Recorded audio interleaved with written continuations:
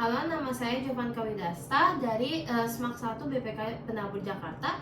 Dan hari ini saya akan membawakan sebuah naskah atau monolog yang berjudul Dunia Dalam Koin, yang dibuat oleh Eka P. Kusuma. Makasih.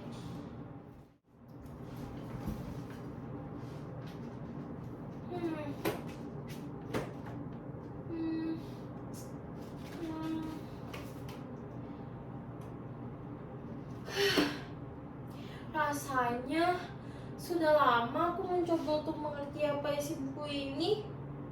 Bahkan lebih lama dari yang aku ingat. Tapi tetap saja tak ada satupun yang menempel dalam benak. Pusing, tiada banding. Lebih baik ku mencoba untuk berdialog dengan buku ini dari hati ke hati. Siapa tahu dia dapat menerima keluh kesahku.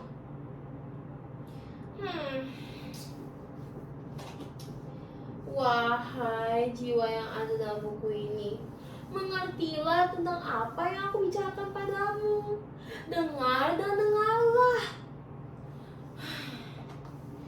Mungkin kau sudah lelah dengan tunjukku ini, yang sekian lama muka helai demi helai isi perutmu, hanya untuk seteguk ilmu, untuk mengizinkan sabut otak dalam kepalaku agar tidak kaku dan lemah karena kurang vitamin.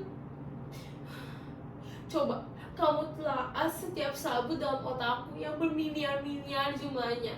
Setiap hari nyaris tidak pernah tidur karena banyaknya peristiwa, kejadian, dan perintah yang berasal dari mata, mulut, lidah, hidung, dan kawan-kawannya yang memintanya untuk menerjemahkan tentang apa saja yang tertangkap dan terekam.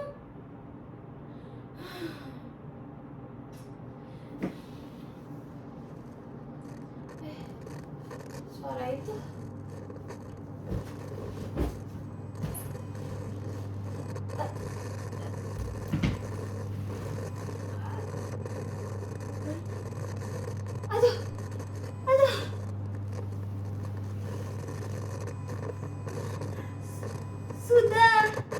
Sudah berhenti. Kejam sekali rasanya. Beku pikiranku. Habis sudah tenagaku. Kapan aku dapat yang selama ini kamu janjikan? Kapan? Apa? Tidak hari ini katamu. Lalu kapan lagi janjimu itu kau penuhi? Aku mulai sekarat karena apa yang kau jejalkan dalam kepalaku.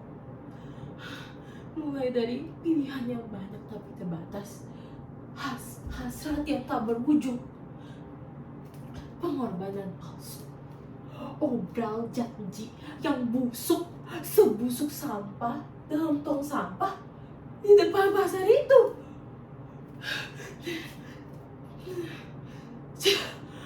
Aku tak sudi lagi jadi budakmu. Ayo, cepatlah kau keluar dari sesaknya sabut dalam otakku yang terasa akan pecah terburai. Oh, aku sudah tak tahan lagi. Bagaimana kau mengintimidasi pemikiranku, menghujat tentang keakuanku, mengkoyak-koyak dinding-dinding kesadaranku, sehingga nalarku terkubur oleh kata-katamu yang melilit. Bertumpuk-tumpuk saling tumpang tindih sampai membumbung, semeraut tanpa keberaturan, mengunciku dalam ruang sepi, kaku, tanpa warna, tanpa bau, tanpa awal, dan tak berakhir. Hingga aku sadar dalam ketidaksadaran mati dalam keadaan hidup. Oh, di mana sang pengasih? Di mana kebenaran?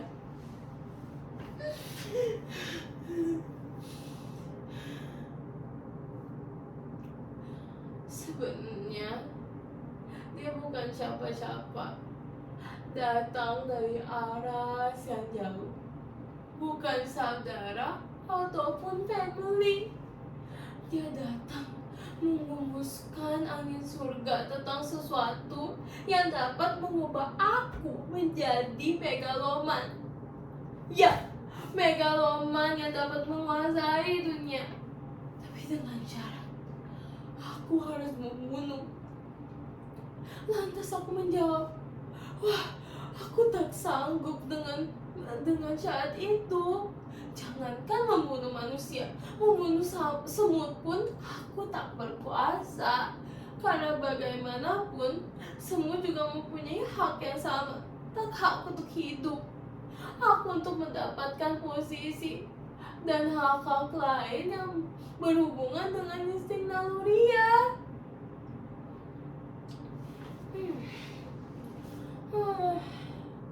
Oh, bukan membunuh seperti itu anak muda. Tapi kau harus membunuh setiap pertanyaan yang ada di dalam kepalamu. Kau harus membunuh rasa ingin tahumu. Dan kau harus membersihkan semua pikiran besar dan kecilmu untuk mengetahui sesuatu. Lalu aku menjawab, mengapa harus begitu? Diam! Jangan kau berbicara sebelum aku persilakan. Ini aturannya, mengerti? Katanya dengan suara keras.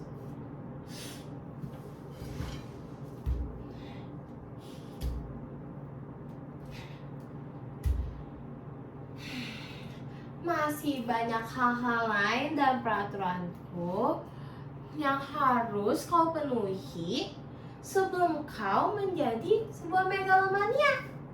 Nah, kau dengar suara piu rendah itu? Mereka adalah pengikut setiaku. Dalam jiwa mereka sudah dibuang habis apa itu namanya pengertian, kebijaksanaan, keadilan, kearifan, pemikiran, apa lagi ya? Kemanusiaan, ilmu, dan apapun yang berhubungan dengan hal itu. Sudah ku beli dan ku ganti dengan koin kepalsuan yang menjadi roh dan semangatku. Dan aku telah siapkan untuk setiap yang di antara mereka yang dapat melakukan aturanku, yaitu materi, yang menunjukkan peringkat mereka bahwa mereka telah menjadi budak yang AROGAN.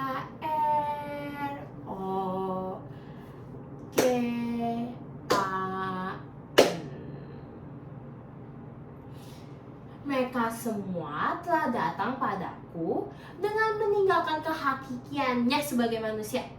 Dan itu yang aku inginkan darimu. Tak ada lagi jalan untuk kembali lagi. Kamu harus menjadi manusia tanpa peri kemanusiaan. Dan tentunya harus arogan seperti aku.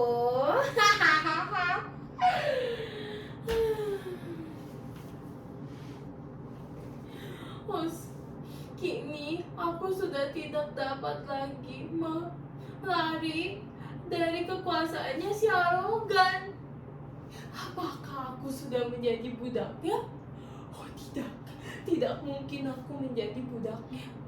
Sudah berulang kali aku menolak tentang pembaptisan atau apapun namanya upacara tersebut. Yang jelas, aku sudah menolak mentah-mentah tentang apapun yang diucapkan oleh si arogan. Tapi mengapa tepian dalam benakku selalu saja kacau? Tidak pernah aku fokus terhadap sesuatu. Aku merasa cahaya lilin tersebut mengunciku dalam keterasingan, mengendalikan aku ketika aku tidur, sehingga tidurku terasa tidak nyenyak.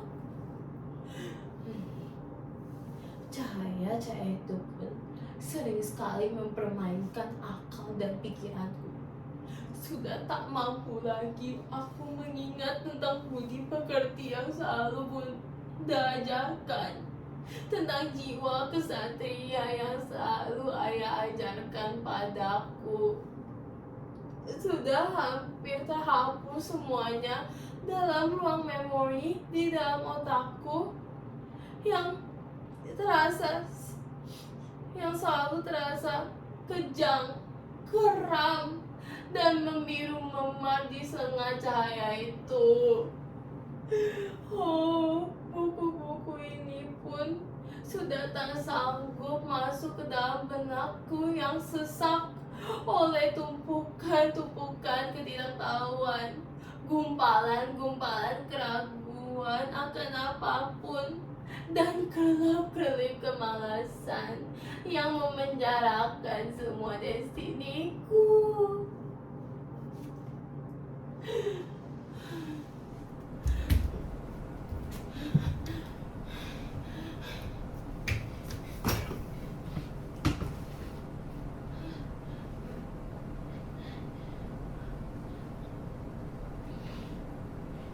Timang-timangan aku sayang, sudah besar, jangan jadi megalomania. Timang-timangan aku sayang, sudah besar, jangan jadi raja goda. Timang-timang anakku sayang, sudah besar, jangan jadi sumpah serapah.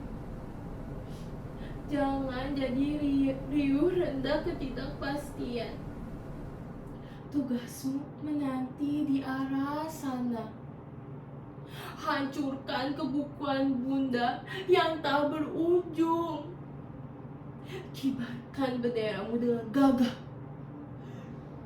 seperti gunung yang menancap pada perut bumi.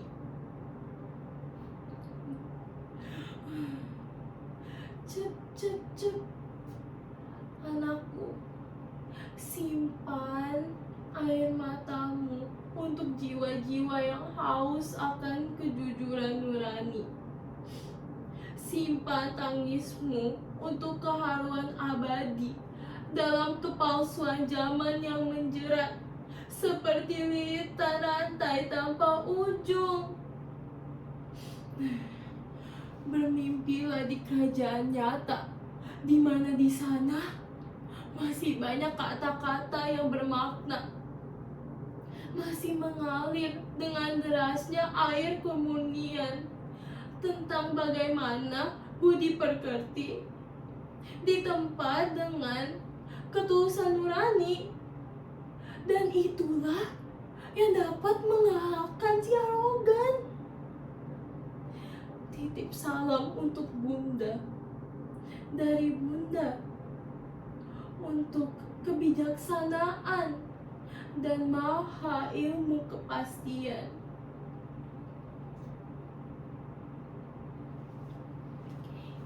Terima kasih.